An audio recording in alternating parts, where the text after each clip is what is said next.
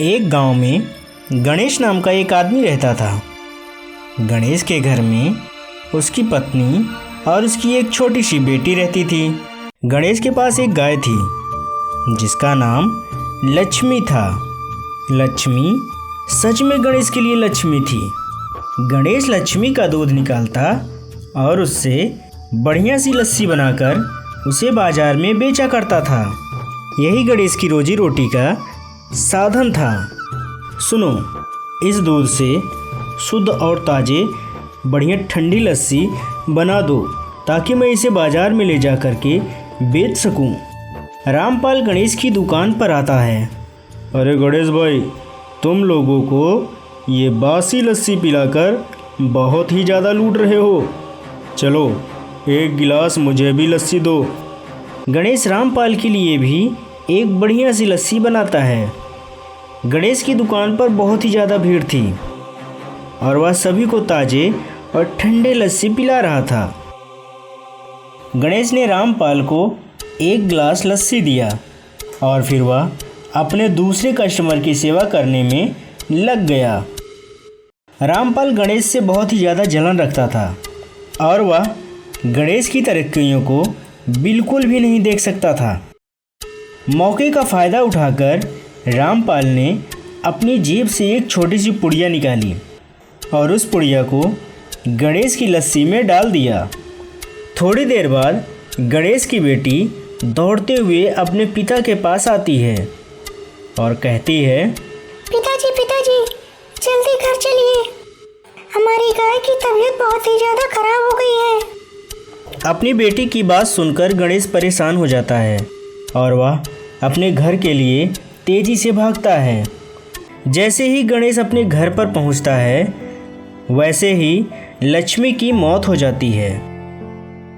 उधर दुकान पर जितने भी कस्टमर थे सभी कस्टमर लस्सी पी करके बीमार पड़ जाते हैं।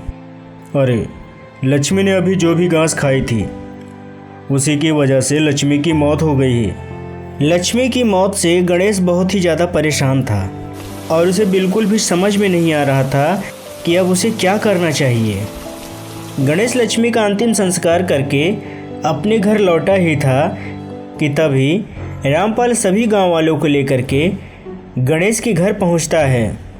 इसकी गाय को किसी जहरीले कीड़े ने काट लिया था जिससे इसकी गाय बीमार पड़ गई और इसने उसी गाय का दूध निकाला और उसी दूध से लस्सी बनाकर हम सभी गांव वालों को पिलाया जिससे हम सभी गांव वाले बीमार पड़ गए, जिससे आप लोगों की तबीयत भी खराब हो गई।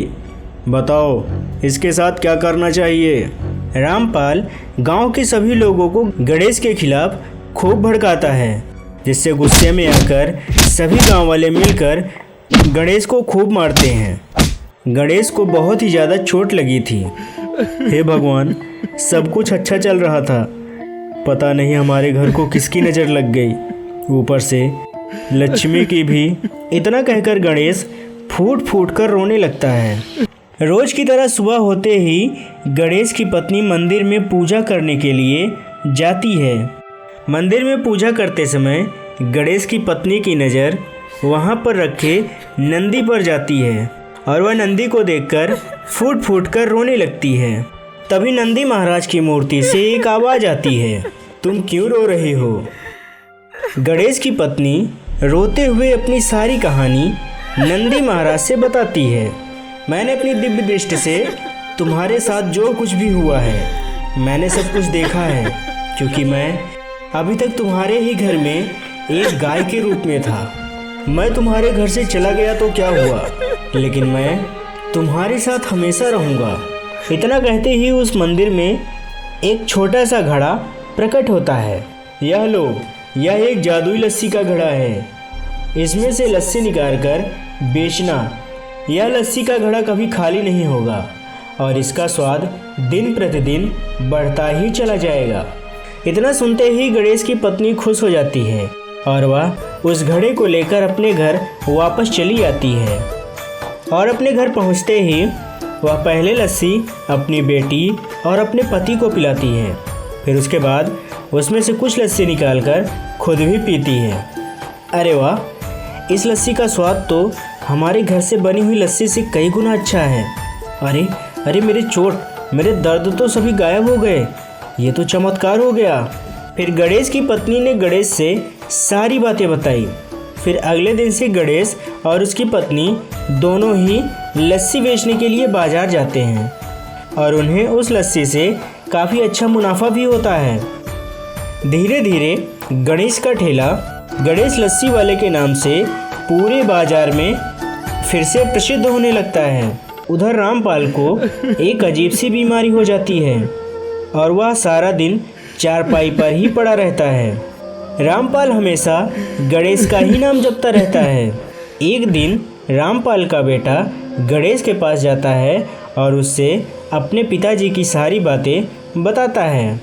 गणेश रामपाल की स्थिति देखकर उसके घर आता है। मुझे माफ़ कर दो गणेश, मैंने तुम्हारे साथ बहुत गलत किया था। उस दिन मैंने ही तुम्हारी दुकान में तुम्हारी लस्सी में कुछ दवा मिला दी थी, जिसे पीकर वहाँ पर सभी लोग बीमार हो गए थे और मेरी ही वजह से तुम्हारी गाय की भी मृत्यु हो गई।